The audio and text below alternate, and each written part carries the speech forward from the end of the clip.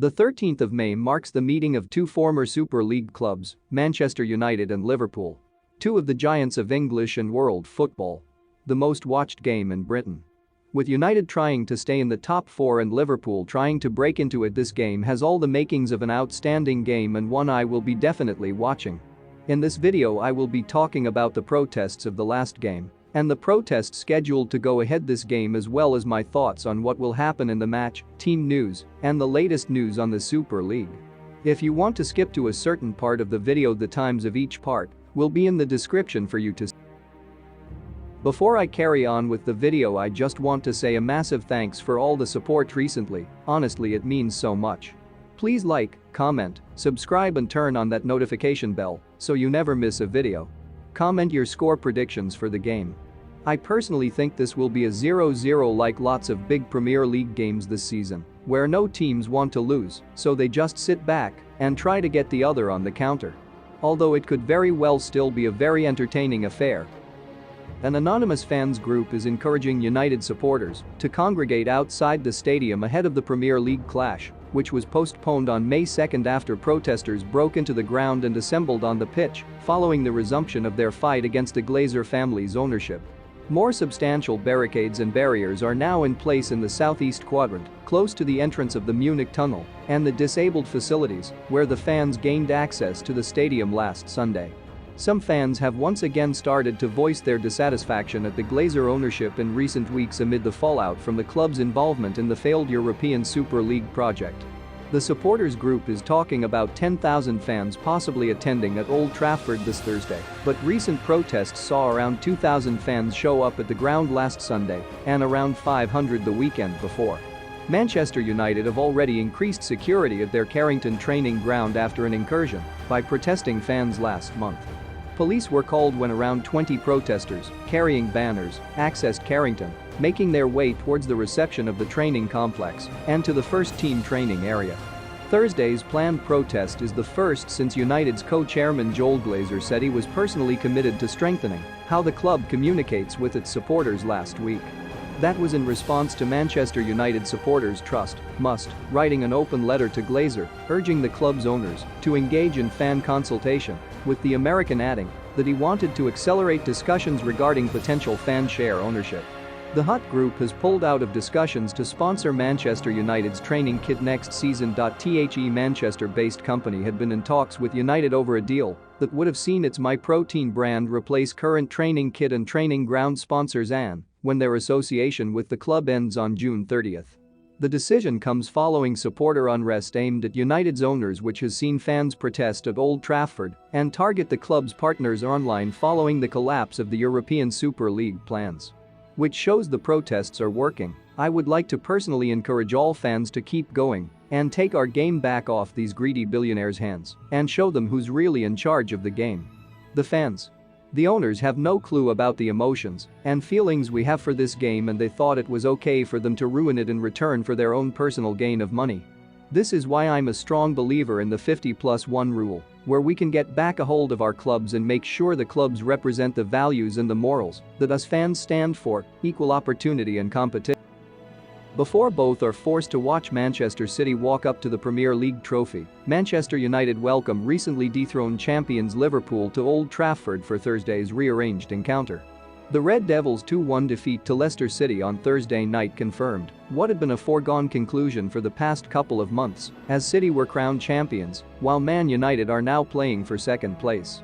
Meanwhile, Liverpool are still considered rank outsiders for a Champions League berth, but a 2-0 win over Southampton at the weekend at least boosted their chances of a top 4 ranking.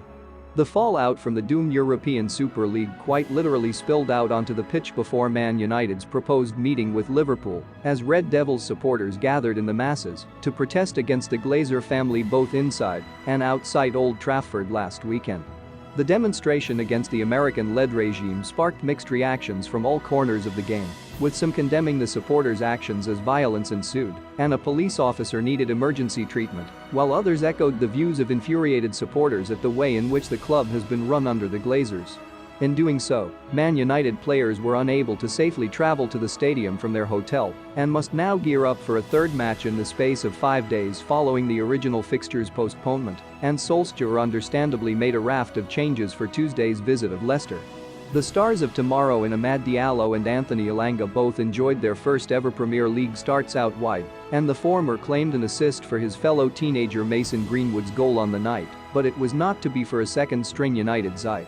The fallout from the doomed European Super League quite literally spilled out onto the pitch before Man United's proposed meeting with Liverpool, as Red Devils supporters gathered in the masses to protest against the Glazer family both inside and outside Old Trafford last weekend.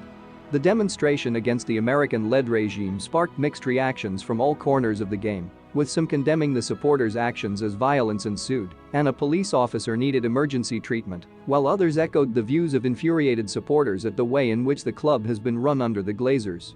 In doing so, Man United players were unable to safely travel to the stadium from their hotel and must now gear up for a third match in the space of 5 days following the original fixture's postponement, and Solskjaer understandably made a raft of changes for Tuesday's visit of Leicester. The stars of tomorrow in Amad Diallo and Anthony Elanga both enjoyed their first ever Premier League starts out wide, and the former claimed an assist for his fellow teenager Mason Greenwood's goal on the night, but it was not to be.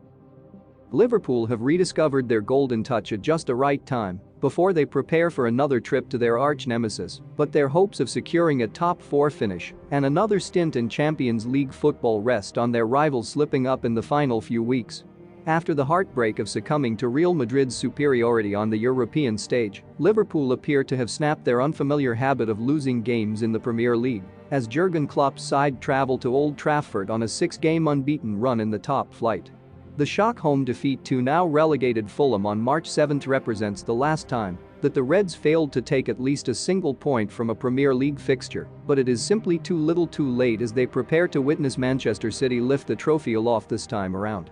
On another day, Southampton may have made their trip to Anfield worthwhile, but goals from in either half from Sadio Mane and Thiago Alcantara, the latter's first goal in a Liverpool shirt, propelled the Reds to a 2-0 victory on Saturday evening as they kept their slim Champions League hopes alive.